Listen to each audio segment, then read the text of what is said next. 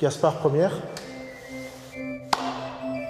Il a été prêtre. Il échangeait ses vêtements avec des mendiants. Il n'y avait pas besoin de richesse pour être heureux.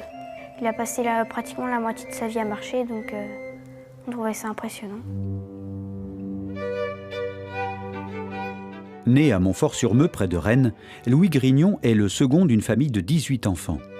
Très vite, naît en lui un amour de Jésus et une passion pour la Vierge Marie qu'il n'aura de cesse de transmettre à ceux qui l'entourent.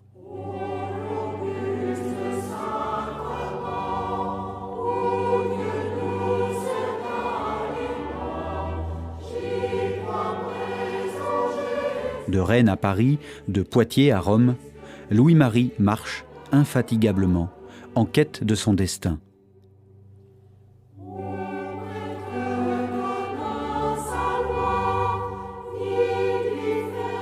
Ami des pauvres, homme au très fort caractère, il saura accueillir les échecs et les revers avec courage et dans l'obéissance à l'Église. Il transmettra cet amour de la sagesse tout au long de sa vie missionnaire.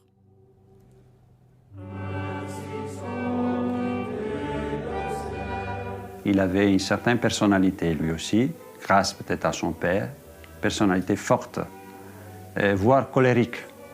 Mais il a beaucoup travaillé sur son caractère, grâce aussi à la présence douce de sa mère. Le père de Montfort était un élève très sérieux, très studieux. Il n'hésite pas de manifester son caractère et aussi sa personnalité.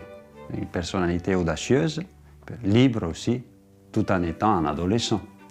Donc il se rend compte que dans les cours, il y a aussi des riches, mais il y a aussi des pauvres. Donc il voit un garçon, un compagnon pauvre qui n'a pas de veste.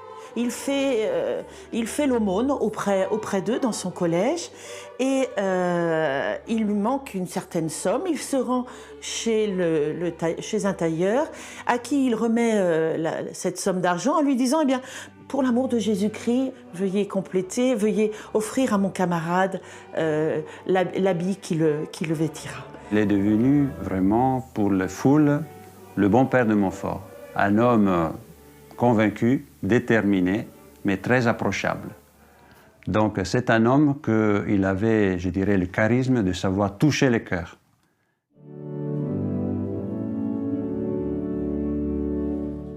Louis-Marie, c'est un artiste, avec plusieurs facettes.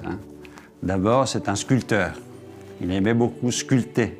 Et nous avons ici, à la maison natale, aussi deux souvenirs merveilleux. C'est Notre-Dame de la Sagesse qu'il a sculpté pour l'ermitage de Saint-Lazare et les crucifix devant lesquels il priait en solitude. Saint Louis-Marie se sert aussi de la musique pour évangéliser. Il change les paroles des chansons populaires de l'époque pour rendre le message des évangiles le plus accessible possible à une population très illettrée. Donc, il a composé 164 cantiques qui permettent aux gens, en chantant, de connaître l'Évangile et les vérités de la foi. Tout en suivant ses études, Louis-Marie participe à des œuvres de charité. À l'image du Christ, il voit dans les plus pauvres Dieu lui-même. À Rennes, il a ressenti un attrait, une vocation, un appel de devenir prêtre, de devenir missionnaire. Et il traverse pour aller à Paris un pont, le pont de Cesson.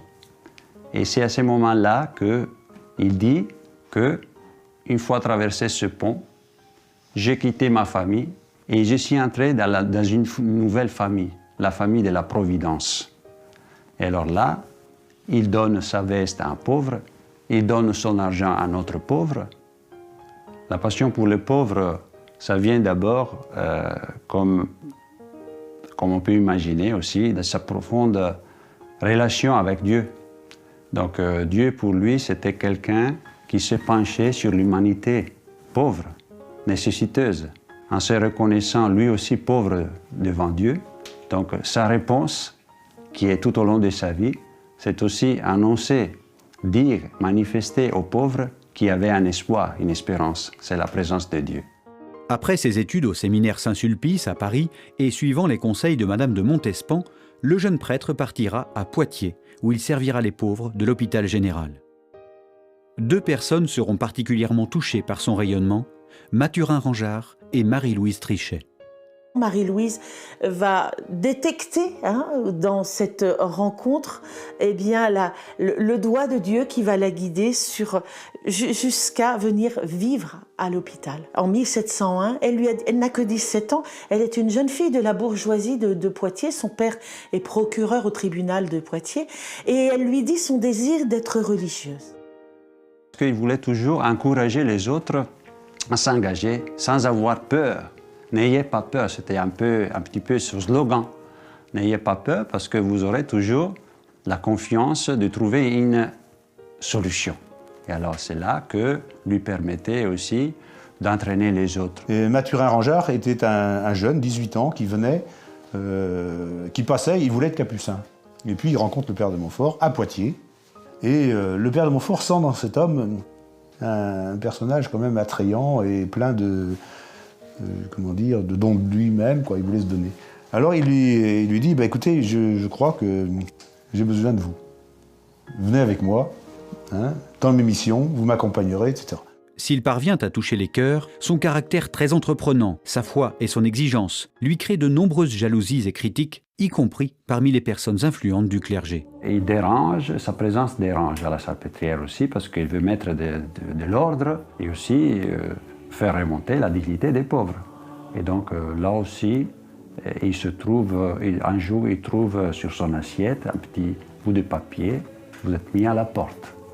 Et donc il n'a pas d'amis, il n'a pas de connaissances à Paris. Donc la seule chose, c'est d'aller demander un abri. Il va vivre reclus sous l'escalier de la rue du Pot de Fer à Paris. On est en 1703. Et c'est vraiment rejeté de tous, dans une solitude extrêmement profonde. Et c'est là, ça demeure pendant 6 mois, en silence, en méditation, en écrivant aussi de belles choses. Peut-être c'est là qu'il a écrit L'amour de la sagesse éternelle. Et il va vivre une expérience qui est lumineuse, qui dès lors va orienter toute son existence. Il va se laisser au cœur de sa nuit. Il va se laisser toucher par l'amour de Dieu qui va venir le rejoindre sous les traits de la sagesse de Dieu.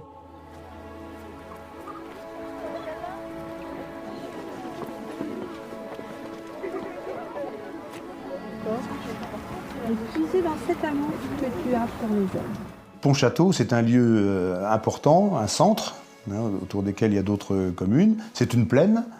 Eh bien, pourquoi on n'érigerait pas dans cette plaine un calvaire? La bénédiction était prévue le 14 septembre, comme il se doit, le jour de la Croix Glorieuse. Et arrive l'interdiction. Donc l'interdiction de bénir, de consacrer le calvaire, qui arrive de Versailles, donc Louis XIV, parce qu'il y avait des soupçons, il y avait des jalousies parmi le clergé, et donc il n'a pas pu consacrer le calvaire. Et bon, il accepte cette humiliation comme une épreuve pour lui, pour purifier ses intentions, pour voir vraiment s'il était vraiment motivé uniquement pour la gloire de Dieu et pas pour la sienne. Et l'évêque, quelques jours après, lui a réenvoyé une autre lettre, c'est encore plus dur, lui disant qu'il était interdit de tout ministère dans le diocèse. Et donc, il n'avait plus qu'à partir.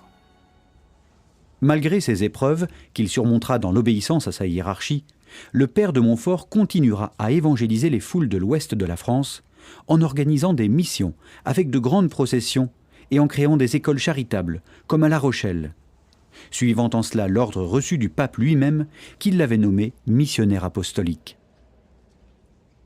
On retiendra la devise de saint Louis-Marie Grignon de Montfort, « Dieu seul », et le « totus tuus », tout à toi, adressé à Marie qui conduit à Jésus.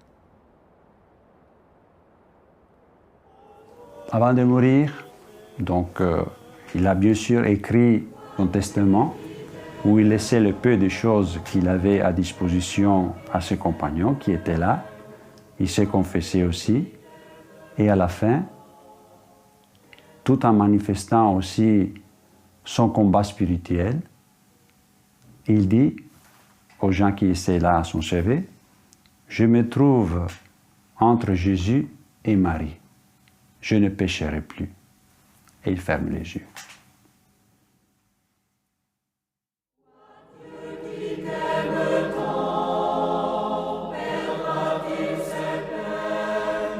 Toi Dieu qui